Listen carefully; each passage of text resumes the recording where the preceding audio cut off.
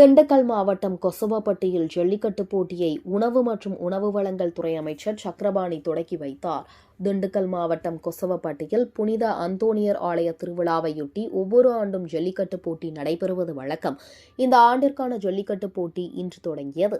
போட்டியை உணவு மற்றும் உணவு வழங்கல் துறை அமைச்சர் சக்கரபாணி கொடியசைத்து துவக்கி வைத்தார்.